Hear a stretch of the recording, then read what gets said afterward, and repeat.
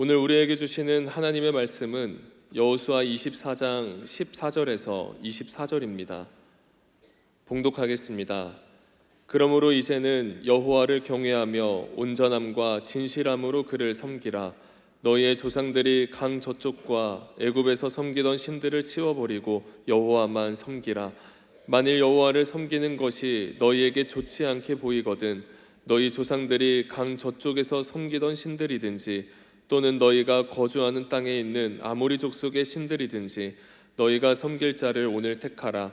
오직 나와 내 집은 여호와를 섬기겠노라 하니 백성이 대답하여 이르되 우리가 결단코 여호와를 버리고 다른 신들을 섬기기를 하지 아니하오리니 이는 우리 하나님 여호와께서 친히 우리와 우리 조상들을 인도하여 애굽 땅 종되었던 집에서 올라오게 하시고 우리 목전에서 그 큰 이적들을 행하시고 우리가 행한 모든 길과 우리가 지나온 모든 백성들 중에서 우리를 보호하셨음이며 여호와께서 또 모든 백성들과 이 땅에 거주하던 아모리 족속을 우리 앞에서 쫓아내셨음이라. 그러므로 우리도 여호와를 섬기리니 그는 우리 하나님이심이니이다 하니라. 여호수아가 백성에게 이르되 너희가 여호와를 능히 섬기지 못할 것은 그는 거룩하신 하나님이시요 질투하시는 하나님이시니 너희의 잘못과 죄들을 사하지 아니하실 것임이라. 만일 너희가 여호와를 버리고 이방 신들을 섬기면 너희에게 복을 내리신 후에라도 돌이켜 너희에게 재앙을 내리시고 너희를 멸하시니리라 하니 백성이 여호수아에게 말하되 아니니이다. 우리가 여호와를 섬기겠나이다 하는지라. 여호수아가 백성에게 이르되 너희가 여호와를 택하고 그를 섬기리라 하였으니 스스로 증인이 되었느니라 하니 그들이 이르되 우리가 증인이 되었나이다 하더라. 여호수아가 이르되 그러면 이제 너희 중에 있는 이방 신들을 치워버리고 너희의 마음을 이스라엘의 하나님 여호와께로 향하라 하니 백성이 여호수아에게 말하되 우리 하나님 여호와를 우리가 섬기고 그의 목소리를 우리가 청종하리이다 하는지라. 아멘. 이 사람의 인생에는 수많은 선택이 있습니다. 그런데 그 선택에는 무게가 좀 다른 부분도 있습니다. 어떤 선택은 하루를 결정하기도 하고 또 어떤 선택은 인생의 방향을 결정하기 때문입니다. 특별히 인생의 끝자락에서 남기는 말, 유언, 혹 고별살은 남다른 의미가 있는 것 같습니다.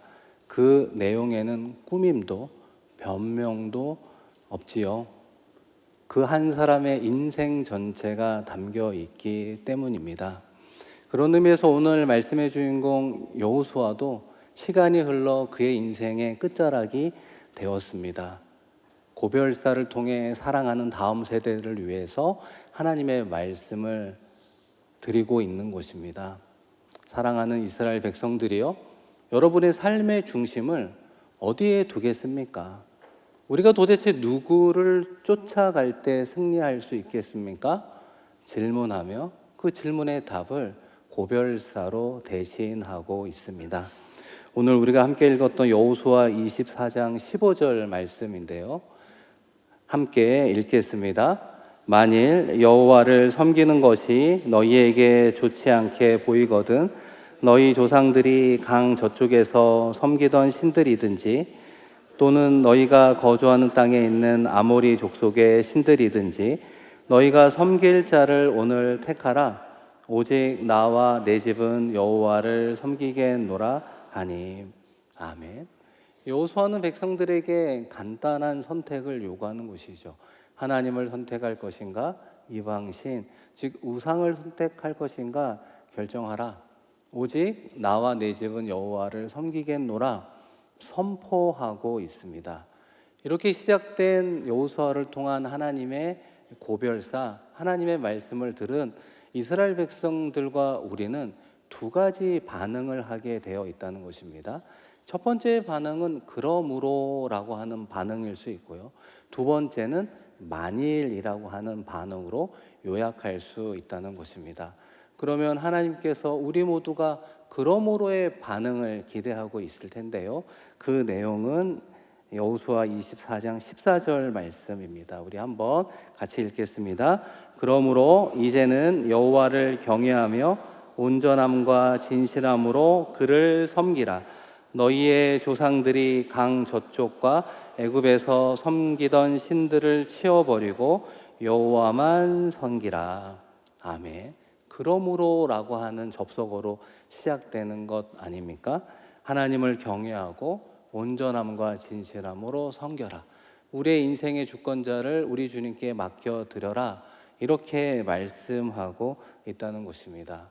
이 사랑하는 성도 여러분, 인생의 끝자락에 놓인 여호수아는 어떻게 그런 유언과 같은 말을 백성들에게 확신 있게 전할 수 있겠습니까? 그것은 여호수아와 함께 하셨던 하나님을 여호수아는 너무나 깊이 경험했기 때문일 것입니다. 우리가 잘 알고 있는 것처럼 여호수아는 이스라엘의 지도자로서 이 가나안 정복 전쟁 가운데 선두에서 이끌어갔던 장수이기도 하지 않습니까? 그 기간이 대략 30여 년 되는 거예요. 30여 년의 삶을 뒤돌아보니까 그렇다는 것입니다. 성경학자에 의하면 32번의 전투와 전쟁을 했다라고 알려져 있습니다. 그런데 승패, 그 전적은 어떻습니까? 31승 1패라고 기록이 되어 있다는 것입니다. 1패라고 하는 건 아이성 전투의 패배, 우리 모두가 알고 있다는 것입니다. 그러니까 여호수아는 뒤돌아보면서 하나님께서 어떻게 우리에게 31승이라고 하는 놀라운 승리를 허락해 주었는가, 96.8%라고 하는 높은 승률의 승리를 허락해 주었는가, 전적으로 여호수아 가운데 있는 능력이 아니라 하나님이 함께 할 때 주시는 승리요 축복임을 이야기하고 있습니다. 한 걸음 더 나아가 이런 여호수아의 고별사가 그 당시 백성들에게 큰 울림이 되었던 이유 중에 하나는 무엇일까요? 정복 전쟁 이후에 이스라엘 지파들에게 기업을 분배하는 과정에서 보여주었던 여호수아의 지도자로서의 온전한 태도입니다. 여러분, 여호수아 19장 49절을 보시면 이스라엘 자손이 그들의 경계를 따라서 기업의 땅 나누기를 마치고 자기들 중에서 눈의 아들 여호수아에게 기업을 주었으니, 기업을 분배하는 과정에서 여호수아는 차례를 기다렸습니다. 생각해 보면 이스라엘의 지도자, 31승을 이끌어냈던 높은 승률의 지도자라면 우선권이 있을 수 있는 것 아닙니까? 그러나 여호수아는 그런 것을 요구하지 않았습니다. 순서대로 지파별로 기업을 분배받았을 뿐만 아니라 여호수아 가정이 되었을 때는 딥나 세라라고 하는 이 험한 산지를 요구하기도 했습니다.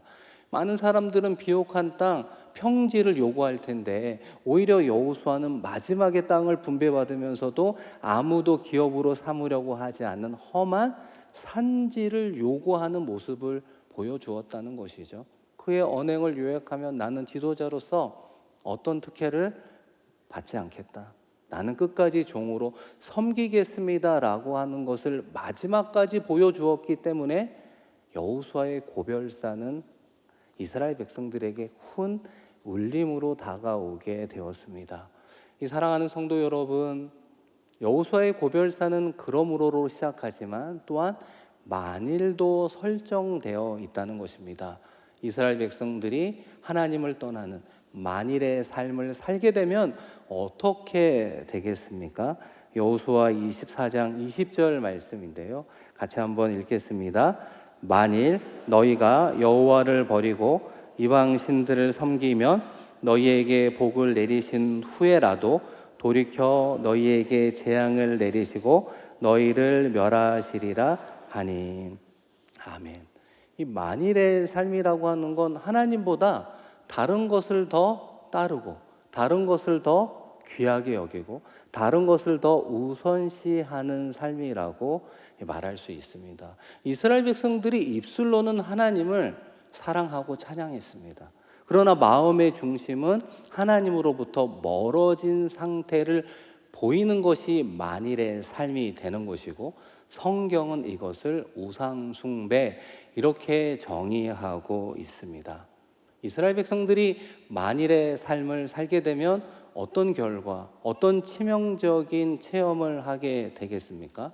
여호수아가 경험했던 유일한 패배, 아이성 패배와 같은 그 1패를 경험하게 된다 말하고 있는 것입니다. 우리가 기본적으로 알고 있잖아요. 아이성과의 싸움에서 이스라엘은 결코 실패할 수가 없었습니다. 왜냐하면 가나안의 가장 큰 성 여리고성을 무너뜨리고 만나는 아이성은 말 그대로 작은 성이었기 때문입니다. 전략도 있습니다. 병력의 수도 많습니다. 승리의 기세도 당당합니다. 그런데 아이성 전투에서 패배했다는 거예요. 만일의 삶은 무엇일까요? 우리의 생각과 계획과 능력으로 모든 것을 준비할지라도 하나님이 함께 하지 않으면 1패를 경험하게 된다는 거예요. 우리의 마음의 중심에서 하나님을 멀리 두는 우상 숭배와 같은 삶을 살아가는 그 삶에는 우리의 완전한 준비가 있음에도 불구하고 패배가 우리를 기다린다 말하고 있다는 것입니다. 그런데 그 시작은 어떻게 됩니까? 우리가 잘 알고 있는 아간이죠. 아간은 여리고성 전투 가운데 모든 것을 진멸하라 명령했음에도 불구하고 그렇지 않은 행동을 보이지 않습니까? 눈에 보이는 외투, 금과 은에 눈이 멀고 그것을 훔치는 하나님 말씀에 불순종을 하게 되었다는 것입니다. 여호수아 7장 21절 앞부분에 보시면 내가 노력한 물건 중에 시내일 산의 아름다운 외투 한 벌과 은 200세겔과 그 무게가 50세겔 되는 금덩이 하나를 보고 탐내어 가졌나이다. 만일의 삶을 아간이 구체적으로 보여주고 있는 것입니다. 입술로는 하나님을 섬긴다 말하지만 하나님의 명령, 하나님의 말씀, 하나님이 하지 말라는 것을 가벼이 여기는 것이 하나님을 떠나 우상을 숭배하는 길로 연결이 된다는 것입니다. 우상은 이렇게 조용히 우리와 가정과 심지어는 공동체를 무너뜨리게 되는 것을 보게 되는 것입니다. 여러분 왜 그랬을까요? 아간은 외투를 보면서 안목의 정욕에 사로잡힌 거죠. 금과 은을 보면서 편하게 살 수 있을 것 같은 육신의 정욕의 유혹을 이기지 못했습니다. 그리고 이 모든 것들을 이웃들에게 자랑하는 이생의 자랑에 마음을 빼앗기고 나니 그 마음의 중심, 심령이 하나님으로부터 멀어지게 되었고 그 결과 아간을 통해 경험한 1패는 아간 개인을 넘어 가정과 이스라엘 공동체 전부가 패배라고 하는 쓰라린 아픔을 경험하게 되었다는 것입니다. 여호수아도 이것을 잊을 수가 없는 것이죠. 유일한 패배는 어떻게 오게 되었는가? 하나님의 말씀을 가벼이 여길 때 시작되었음을 깨달으며 한 번 더 권면하고 있습니다. 여러분 여호수아 24장 23절 말씀인데요. 한번 같이 읽겠습니다. 여호수아가 이르되 그러면 이제 너희 중에 이방 신들을 치워버리고 너희의 마음을 이스라엘의 하나님 여호와께로 향하라 하니, 보이는 우상을 단순히 제거하라라고 하는 수준이 아니라 우리의 마음의 중심을 하나님께로, 우리의 심령이 주님을 사랑하는 방향으로 나아가기를 힘쓰십시오. 그것이 그러므로의 길로 나아가는 것이요, 그럴 때 31승이 기다리고 있지만 만일의 삶으로 나아간다면 쓰라린 1패가 우리를 기다리고 있습니다. 여호수아는 인생을 뒤돌아보며 그 당시 백성들과 우리에게 권면하고 있습니다. 사랑하는 성도 여러분, 그렇다면 우리는 어디를 살아가는 존재일까요? 그러므로와 이 만일 사이를 오고 가는 존재 아닐까요? 어떨 때는 그러므로의 삶을 살아가는 것 같기도 하고, 어떨 때는 그렇지 않고 만일에 가까운 삶을 살아내는 우를 범할 때가 있는 것 아닙니까? 우리가 어떻게 그러므로의 삶을 보다 더 잘 걸어갈 수 있을까? 본문은 우리에게 크게 세 가지를 권면하고 있습니다. 첫 번째는 매일 하나님을 선택하며 살아가는 신앙을 이야기하는 거예요. 여호수아는 당시 백성들에게 이렇게 선포합니다. 오늘 택하라. 여러분 언제 택하라고요? 오늘 택하라. 좀 더 세분히 얘기해 보면 지금 선택하십시오. 내일이 아니라는 거예요. 모레가 아니라는 거예요. 2026년 새해에는 그렇게 할게요 라고 미루는 것이 아니라고 하는 것입니다. 과거의 순종이 오늘 지금 우리의 순종을 개런티하는 것이 아니라고 하는 것입니다. 그러므로의 삶은 과거의 신앙 고백이 아니라 오늘 우리가 선택할 때 누릴 수 있는 길임을 이야기하고 있습니다. 사랑하는 성도 여러분, 저의 말을 한번 따라해 보시겠습니까? 오늘도 나는 여호와를 섬기겠습니다. 오늘도 우리 모두는 여호와를 섬기는 남대문교회 성도 되기를 축원합니다. 축복합니다. 두 번째는 가정에서부터 시작되는 신앙을 강조하고 있다는 것입니다. 여호수아 24장 15절 후반부에 오직 나와 내 집은 여호와를 섬기겠노라. 이 구절을 자세히 보면 눈에 들어오는 단어 하나가 있다는 것입니다. 집, 히브리어로 바이트라고 하는 건 가족 전체, 나의 영향력이 미치는 공동체를 이야기한다는 것입니다. 이 여호수아가 우리에게 도전하는 공통된 영적 숙제라고 할까요? 사명 하나는 나 혼자만 결단하여 여호와를 섬기는 것으로 그치지 말고 우리의 가족이, 우리의 자녀가, 우리의 부모가, 우리의 온 가족이 여호와를 섬기는 삶으로 나아가기를 도전하고 있다는 것입니다. 여호수아가 그렇지 않겠습니까? 그 가정 전체가 하나님만을 섬기겠노라 선포함을 확신했기 때문에 그 다음 이스라엘 공동체에도 동일하게 선포하고 있는 것 아닙니까? 나는 이곳에 와서 예배를 하는데 우리의 부모님은 신앙생활을 하시나요? 우리의 사랑하는 자녀들은 신앙생활을 어떻게 하고 있습니까? 여호수아는 한 번 더 우리에게 영적 숙제를 내어주는 거죠. 오직 나와 내 집은, 우리의 가족 모두는 여호와를 섬기겠습니다 결단하며 나아가는 것입니다. 마지막으로 끝까지 방향을 지키는 신앙입니다. 여호수아의 이 고별사는 그의 인생 끝자락에서 우리에게 전달되어지고 있습니다. 젊을 때만 잘 믿은 게 아니라 끝날까지 믿음의 선한 싸움을 싸웠구나 알 수 있다는 것입니다. 2025년 한 해를 뒤돌아보면 우리가 넘어지고 쓰러졌던 적이 얼마나 많이 있습니까? 쓰라린 패배가 우리를 힘들게 할 수도 있죠. 다가오는 2020년 많은 사람들은 새해라고 이야기하는데 도대체 상황과 환경은 바뀌기 어려운 그런 힘든 구조 속에서 우리는 어떻게 승리의 발걸음을 내디딜 수 있습니까? 여호수아는 우리에게 방향성을 이야기한다는 것입니다. 하나님을 향하여 그러므로의 길을 한 걸음 한 걸음씩 내딛어 보십시오. 오늘 순종해 보십시오. 오늘 기도해 보십시오. 오늘 결단해 보십시오.